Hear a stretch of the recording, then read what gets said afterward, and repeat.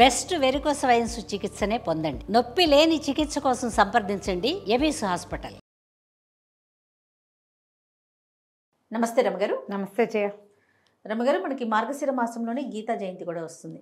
గీత గురించి, భగవద్గీత గురించి మనం ఎంత చెప్పుకున్నా తక్కువే. ప్రతి ఇంట్లో ఉండాల్సిన గ్రంథం భగవద్గీత కదండి. అంటే ఆవిర్భవించిన రోజు ఎలా జరిగింది రమగారు? గీతా జయంతి మార్గశిర శుద్ధ ఏకాదశి, మోక్షద ఏకాదశి అంటారు. మోక్షాన్నిచ్చే ఏకాదశి ఇది. ఈ రోజునే మహాభారత యుద్ధం ప్రారంభమైంది.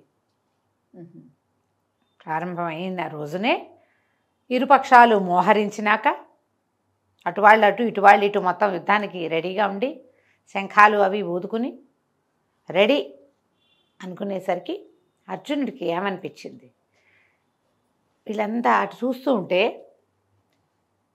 తాతగారు, తండ్రి వరుస అయ్యేవాళ్ళు కొంతమంది, తాతలు, సోదరులు, గురువులు, బంధువులు, స్నేహితులు, చిన్నప్పుడు కలిసి ఆడుకున్నటువంటి సఖులు కొంతమంది, వీళ్ళతోట యుద్ధం.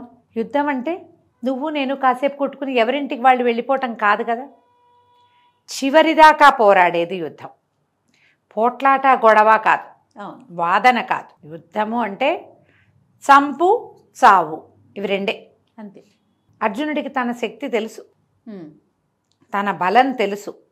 తన ఒక్కడితే కాదు, తన వైపు ఉన్న వాళ్ళందరి సంగతి తెలుసు, తనతో ఉన్నవాడి సంగతి తెలుసు. ఈ కృష్ణుడు ఒకడు నా పక్షాన ఉంటే వీళ్ళందరూ చీమలు దోమలతో సమానం. భగవంతుడు మా పక్షాన ఉన్నాడు.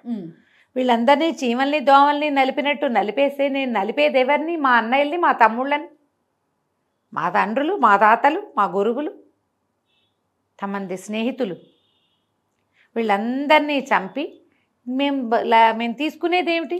ఆ రాజ్యమే లభించినా, ఒకవేళ రాజ్యం లభిస్తుంది చివరికి, వీళ్ళెవరూ లేని రాజ్యం. వీళ్ళంతా ఉంటే అది, ఎవరూ లేరు, వీళ్ళంతా పోతారు మొత్తం. వీళ్ళ మీద యుద్ధం చేయాలా రాజ్యం కోసం. ఇలాంటి ఒక నిర్వేదం ఆయనకి లోకొచ్చేసింది. కష్టం, ఈ పని నేను చేయలేననిపించింది, దుఃఖపడ్డాడు.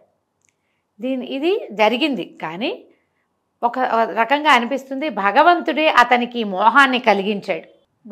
బహుశా ఈ మోహాన్ని కలిగించి, ఈ నిర్వేదాన్ని కలిగించి, అతని నిర్వేదాన్ని మోహాన్ని తనే తుడిచి ఆ గీతని ప్రపంచానికి అందజేశాడు. చెప్పటం కోసమే క్రియేట్ చేశారు ఈ విషయాలు. ఎందుకంటే దీని తర్వాత చాలామంది నాశనం అయిపోతారు. అవునవును. ప్రజలు మిగులుతారు. దీని తర్వాత ఇంకొక యుగం దగ్గరలోకి వచ్చేసింది. అందుకేగా ఇంత యుద్ధం వచ్చింది. కలియుగపు ఆనవాళ్ళు కొంచెం ఛాయలు రావటం వల్లే ఈ ధోరణి వచ్చింది. ద్వాపర యుగపు చివరి పాదం అవటం వల్లే ఈ సమస్య వచ్చింది. తర్వాత యుగం వాళ్ళకి కూడా ఒక మార్గదర్శకత్వం ఇవ్వాలంటే ఇదే సరైన సమయం, సరైన శ్రోత ఉండాలి. ఇప్పుడు ఒక విషయం చెప్తాం మనం, ఎవరైనా సరే వినేవాడు సరైన వాడు అవ్వాలి కదా. ఖచ్చితంగాను. నేనేదో అద్భుతంగా చెప్తే వాడికి అర్థం కావాలి, వాడు దాన్ని లోపలికి తీసుకోవాలి, దానికి తగినట్టుగా అతను ప్రవర్తించాలి. తర్వాత అతను చేసిన పనులు ప్రపంచం చూస్తుంది.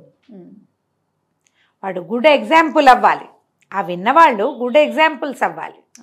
ఒట్టిగా వినేస్తే ప్రయోజనం లేదు. పైగా అప్పుడు నరనారాయణుల స్వరూపాలుగానే కృష్ణార్జునుల్ని చెప్పుకున్నాం, చెప్పబడ్డారు. అది నిజము, అలా జరిగింది, అదే తెలుసు. ఇప్పుడు నారాయణుడు నరుడికి బోధించిన దాన్ని ప్రపంచం శ్రద్ధగా వింటుంది, అర్థం చేసుకుంటుంది. కొంతమంది అయినా మోక్షగా పదం వైపుకు నడుస్తారు. బహుశా భగవంతుడు ఈ ఆలోచనతోటే అర్జునుడికే ఈ నిర్వేదాన్ని కలిగించి దాన్ని నివృత్తి చేసి అంతే, అదే పాయింట్. అలా జరిగి ఉండవచ్చు. ఎందుకంటే ఆయన అట్లా ఇతరుల మనసుల్లోకి ఆ భావాన్ని చొప్పించటం అనేది ఆయన చేశాడు ఎన్నిసార్లు, ఆయనకి వెన్నతో పెట్టిన విద్య. అందుకని బహుశా ఇది కూడా ఇలా జరిగి ఉండొచ్చు. ఈ దుఃఖపడినటువంటి అర్జునుడిని ఆయన ఓదార్చి, నీదేం లేదు, నువ్వేం చెయ్యాలో అది చెయ్యి, ఫలితం మీద నీకు ఎప్పుడూ అధికారం లేదు, కేవలము కర్మలు మాత్రమే చేయాలి. నువ్వు క్షత్రియుడివి, యుద్ధంలో నుంచున్నావు, యుద్ధం చెయ్యి, రాజ్యంలో ఉంటావు, రాజ్యం చెయ్యి, ధర్మం చెప్పడానికి నుంచున్నావు, ధర్మం చెప్పు, అంతే నీ పని అని ఆయనకి బోధించాడు. 18 అధ్యాయాల్లో బోధింపబడింది. 18 అధ్యాయాలు నోటికొచ్చిన బంగారు తల్లులు వాళ్ళు చాలామందే ఉన్నారు. చాలామంది నేర్చుకుంటారు. అవును. చక్కగా నోటికి వస్తుంది. అనుష్ఠుప్ ఛందస్సులో నడిచింది. అద్భుతంగా ఉంటుంది. మహాభారత అంతర్గతంగానే మనకి ఇది కనపడుతుంది. ఇప్పుడు పైగా స్వామి తన స్వరూపాన్ని చూపించాడు అర్జునుడికి. ఈ 18 అధ్యాయాలు మొదటి అధ్యాయం నుంచి చివరి అధ్యాయం దాకా నోటికొచ్చి అన్నిటికీ అర్థం చెప్పుకుని, ఒట్టిగా అర్థము నోటికి రావటమే కాకుండా తాత్పర్యము, దాని తాలూకు అంతరార్థాన్ని గ్రహించగలిగితే మనం కొంచెం సమస్యల నుంచి బయటపడతాం. మానవులు నిర్వేదాన్ని పొందకుండా ఉంటారు. ఎంతసేపు నేను, నాది, నాకు కావాలి, నేను ఉంచుకోవాలి, నాకు అదేదో కావాల్సిందే, ఇవాళ రేపు ఎల్లుండి అవతల ఎల్లుండి రాగల 15 ఏళ్ల వరకు ప్లానింగు, ఏదైనా జరగకపోతే వెంటనే కుదేలైపోవటం, డిప్రెషన్స్లోకి కూరుకుపోవటం, ఇలాంటివి తగ్గిపోతాయి. మనుషులు మనుషులుగానే జీవించడం ఎలాగో తెలుస్తుంది గీత వల్ల. ఈ శరీరం మీద వ్యామోహం, సంతానం మీద అతి వ్యామోహం, సంపాదనల మీద యావా, ఇవన్నీ కూడా తగ్గుతాయి. చేయవలసిన పని చేయాలి, చేయకూడదు ఎప్పటికీ చేయకూడదు, ఆ విషయం అర్థమవుతుంది. ఇది భగవద్గీతలో చెప్పబడింది. కుదిరితే మొత్తం చదువుకోవటం, లేదా ప్రత్యేకంగా కొన్ని శ్లోకాలైనా చదువుకోవటం. ప్రతి ఇంట్లోనూ ఉండవలసిన పుస్తకంగానే భగవద్గీత చెప్తాం. ఉంటే ఏం ప్రయోజనమమ్మా? ఇంట్లో ఉంటే ప్రయోజనమా? ఇంట్లో ఉంటే ఏంది, ఫోటో కనపడుతుంది, ఓసారి దండం పెట్టి అంతే, అయిపోయింది.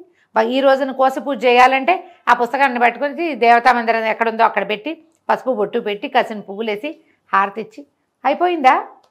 కాదు కదా. పుస్తకంలో ఉన్నటువంటి గీతని మస్తకంలో పెట్టుకోవాలి, నోట్లో ఉండాలి భగవద్గీత, బుద్ధిలో ఉండాలి కదా. అవునండి. దానికి ప్రయత్నం చేయండి. గీతా జయంతి నాడు పుస్తకం ఉంటే చక్కగా పూజ చేసుకోండి. మాకు పూజా మందిరం పైనే నేను ఆ పుస్తకం ఉంటుంది. మామూలుగా ఓపెన్ చేసి చదివే పుస్తకాలు వేరుండి, ఎవరిదో మళ్ళీ కొంటే ఒక పుస్తకం చక్కగా ఉంది కదా, అర్జునుడు అదే మన పార్థసారథిగా కనపడతాడు కదా, జయమూర్తి పార్థసారథిగా కావాలి, నాకు అట్లా కావాలి. రోజు ఆ పుస్తకం ఒక చెవుల్లో పెట్టుకుని ఒక మాట ఆయన్ని చూసి మళ్ళీ పైన పెడుతుంటాను నేను.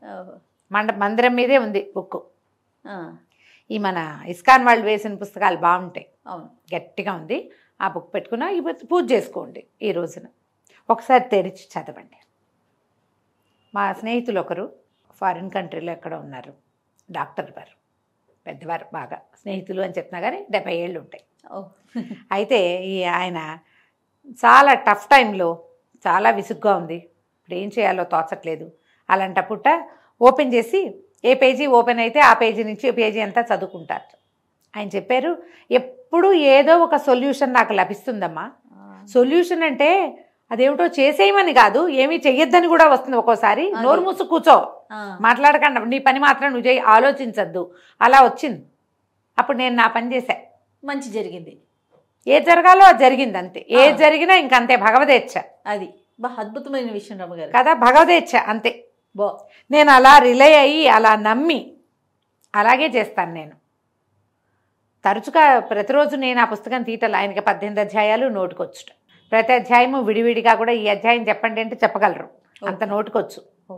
కానీ విపత్కర పరిస్థితుల్లో నేనేం చేయాలో నాకు తోచనప్పుడు, లేదా నేను ఎవరికైనా సలహా చెప్పాల్సినప్పుడు కూడా నేను ఒక్కసారి భగవద్గీతను తిరగేస్తే ఆ పేజీలో ఏం శ్లోకాలు ఉన్నాయో అందులోంచి నాకు ఒక సమాధానం లభిస్తుంది. అంటే ఎంత నమ్మిక కదా, ఎంత గట్టిగా నమ్మాలి, దాన్ని నమ్మాలి కదా. 100% మనం చేయవలసింది అది. మనకి భగవద్గీత ఆధ్యాత్మిక గ్రంథాల్లో అగ్రగణ్యమైంది. ప్రతి ఇంట రామాయణం ఉండాలి, ప్రతి ఇంట మహాభారతం ఉండాలి, ప్రతి ఇంట భాగవతం ఉండాలి, ప్రతి ఇంట భగవద్గీత ఉండాలి. ఈ 4 పుస్తకాలు లేని ఇల్లు, దేవుడు లేని కోవెల, ఇవి ఉండాలి. ఈ 4 ఇంతదో చిన్నదో ఏదైనా సరే ఒకటి ఉండాలి. ఒక్కటి ఆ పుస్తకం భగవద్గీత అంటే ర్యాక్లో ఉంది, అల్మార్లో ఉంది అని చెప్పగలిగేలాగా ఉండాలి. ఏమోనండి ఎక్కడ ఉండాలి చూస్తాను, ఆ పొజిషన్లో ఉంచుకోవద్దు, అది మీకు కనపడాలి. తరచుగా మీరు ఆ 4 పుస్తకాలు, రామాయణాన్ని, భారతాన్ని, భాగవతాన్ని, భగవద్గీతని 4టిని మీరు ఫలానా ర్యాక్లో ఉంది అని మీరు తీసి ఇవ్వగలిగే స్థితిలో ఉండాలి. ఆ స్థితికి ప్రయాణం చేయండి దయచేసి. గీతా జయంతి అని ఈరోజు ఎక్కడైనా 4 స్పీచ్లు వినేసి పుస్తకం తీసుకొచ్చి పూజ చేసేసి తర్వాత పెట్టె పూజ చెయ్యొద్దు. అప్పుడప్పుడు తిరిగేయండి. రామాయణంలో అద్భుతమైన కథా విశేషం, రాముడి ప్రయాణం అద్భుతం. మహాభారతంలో ఎన్నో రకాలు పంచమవేదంగా చెప్పబడింది. ఈ భాగవతం గురించి కూడా ఒకరోజు చెప్దాం జయ. తప్పకుండా. భాగవతం మహాభారతం తర్వాత రాశారు వేదవ్యాసులు. ఇప్పుడు ఈ భగవద్గీత కూడా వేదవ్యాసులు రాసిందే కదా, ఎందుకంటే ఆ రోజు జరిగింది జ్ఞాపకం చేసుకుని రాశారు, అంతేగా, తర్వాత రాశారు. అప్పటికప్పుడు గ్రంథస్థం చేయబడలేదు, వ్యాసుల వారు ఇచ్చిందే అది కూడా మనకి. ఒక్క మాట ఆయన్ని తలుచుకుని భగవద్గీత తిరిగేయండి, 4 శ్లోకాలైనా చదువుకోండి, ఒక్క అధ్యాయం చదవండి, పురుషోత్తమ ప్రాప్తి యోగం చదవండి, కనీసం ఎక్కువ శ్లోకాలు లేవు, ఏదో ఒకటి ఈ రోజున ఈ గీతా జయంతి నాడు భగవద్గీత నుంచి కొన్ని శ్లోకాలనైనా చదివి అర్థం కూడా చదువుకోండి. ఎవరైనా చెప్తే వినండి లక్షణంగా. జ్ఞాపకం పెట్టుకోండి, ఈ పుస్తకం ఉందా అంటే ఉంది, ఫలానా చోట ఉంది అని చెప్పగలిగేది మీ ఇంట్లో ఇంటిల్లిపాదికి కావాలి. ఈ 4 పుస్తకాలు మాత్రం శ్రద్ధ పెట్టి జాగ్రత్త పెట్టుకోండి.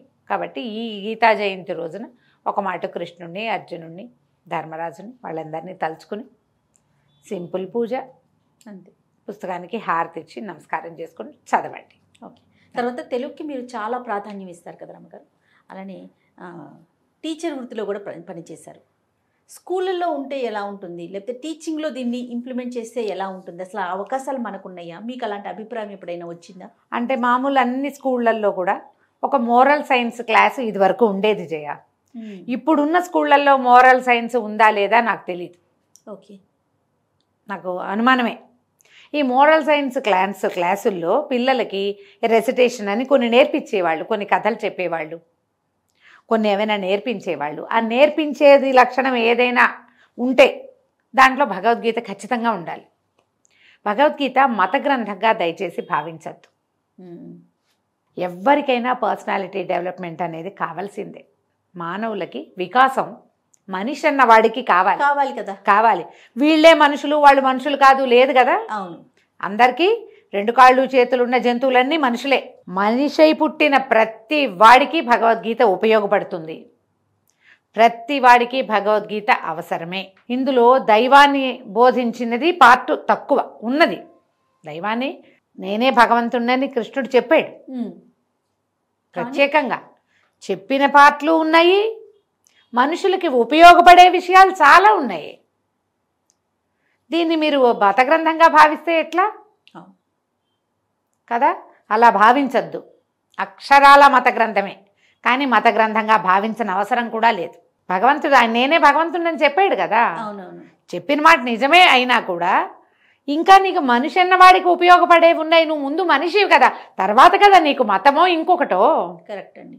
నీ కులాలు మతాలు నువ్వేర్పరచుకున్నవి, ఇవన్నీ మనం ఏర్పరచుకున్నాం, ఆయన తర్వాత వచ్చినవి, ఆయన ముందు లేవు కదా. కాబట్టి ఆ పాయింట్ని పక్కకు పెట్టండి. మీకు ఉపయోగపడే భాగాలు ప్రతి వాడు చదవవలసిందే. ఎవరికైనా ఎవరైనా ఏదైనా చెప్పవలసిందే. మనం ఎవ్వరం పుట్టుకతోటి ఏది నేర్చుకున్నామా? ఏదైనా లేదు. ప్రతివాడికి ఎవరో నేర్పాలి, ఎవరినైనా చూడాలి. మనం చూసి నేర్చుకునేవి కొన్ని, చెప్తే నేర్చుకునేవి కొన్ని, నేర్పిస్తే నేర్చుకునేవి కొన్ని కదా. ఇప్పుడు చెప్పితే నేర్చుకునేది ఇందులో ఉంది. ఆయన చెప్పాడు, నువ్వు నేర్చుకో, నువ్వు మనిషివైతే. అబ్బే నేను కాదంటే నీ ఇష్టం, రకాలు కదా, ఎవరి అభిప్రాయం వాళ్ళది. కానీ ప్రతి వాళ్ళకి ఉపయోగపడే అంశాలే మానవులు సరైన మానవుడిగా ఎదగడానికి భగవంతుడి వైపే అడుగేయాలి ప్రతివాడు. ఇవాళ కాకపోతే రేపు, రేపు కాకపోతే ఎల్లుండి. ఆ నడకకి నీకు ఊతమిచ్చేది భగవద్గీత. కాబట్టి విద్యా సంస్థలో ఉండటం మంచిది. కాబట్టి అప్పుడు ఇందులో మతం లేదు కాబట్టి ఎవరైనా చదువుకోవచ్చు. నమస్తే. నమస్తే జయ.